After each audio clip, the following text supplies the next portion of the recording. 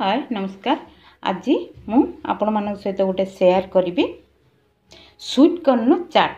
Sweet corn चाट पाई आमे सबू यही सबू सामग्री नहींचे। विभिन्न प्रकार स्वीट कॉर्न को मुझे पूरा सिझे स्टीम करके रखी। आप भावे कंचा स्टीम करते आपको टाइम लगे देखूँ मु पूरा सिझे रखी स्वीट कॉर्न को सिझे रखी। आउ सब एगुड़ा कंचा आउ एटी पटाटो को मु सिझे कौन करना ताकू पूरा फ्राइड करके रखी। ताकू कट लगे आमे पकेबा। एटी लेंबू रखी। एटी टमाटो को छोट छोट कर काटिक रखी। काकुड़ी की छोट छोट कर काटिक रखी। पियाज को छोट छोट कर काटिक रखी।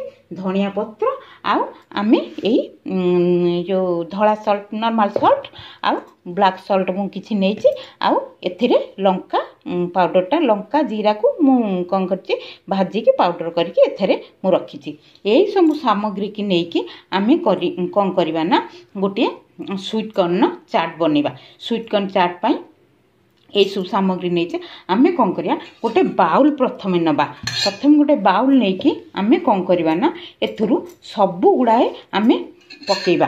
बाउल पुरेबा धीरे धीरे आलू को कट लगे पकेबा। आउ एगुड़ा सब मु काटी देछि आमे डायरेक्ट पके परबा। किंतु आलूटा को आमे छोट छोट मु काटी तथापि आउ टिके छोट करदेबी। हे देखंतु एमती मु ताकू पूरा बॉईल करके आकू कौन करछि ना टिके गोटी के आलू को मु फ्राइड कर देछि।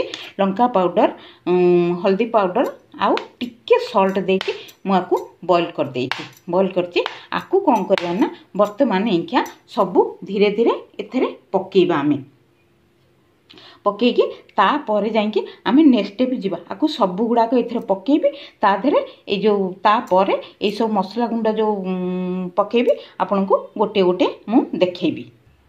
देखंतु मु एथरे सबू तक गोटे बाउल को बाहर कर देली।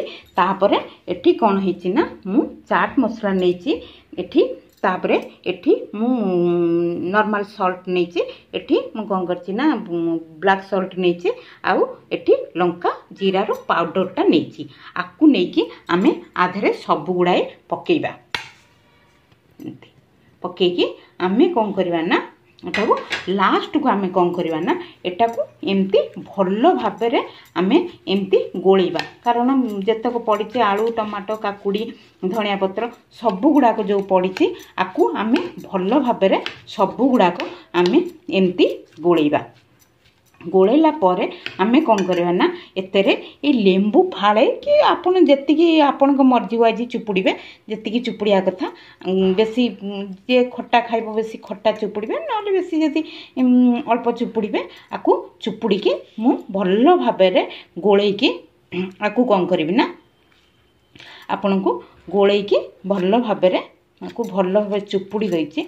चुपुड़ी देकी गोळेई के देखो देखंतु आकू मु सबू तक भल्लो भाबरे गोळेई देली। सबू पकेकी ऊपर लेंबूटा को चुपुड़ी देछि। तापरे आमे एबे खाई परिबा नै कि बहुत बढ़िया लगे। आफ्टरनून ने खाइबे कि कोठी नै कि जाई कि भी खाइबे बहुत भल्लो लागियो पिला मानकू। एथरे कोनोसी टिके खट्टा लागियो। आपन जदी टमाटो सॉस पकेया को चाहते पकेबे। टमाटो सॉस पकेले एते भल्लो लागिवनी। आपन जदी मर्जी हो पकेबे टमाटो सॉस पके खाइले भी भल लागिवो। मु खाली जो लेंबू रसटा दे देछि आपन जदी पकेया को चाहिए पके पारिबे किछि असुविधा नै। एमती करके खाइबे बहुत बढ़िया लागिवो। जो स्वीट कॉर्न चाटटा विभिन्न प्रकार चाट अछि तन मध्यरु मु स्वीट कॉर्न चाटटा करके आपन मानकु देखेली। आउरी विभिन्न प्रकार चाट अछि करके देखेबी। जदि मो रेसिपी भलो लागुथिबो मो चैनल भलो लागुथिबो लाइक शेयर सब्सक्राइब करबे। प्लीज सब्सक्राइब करिया को भूलिबेनी। धन्यवाद।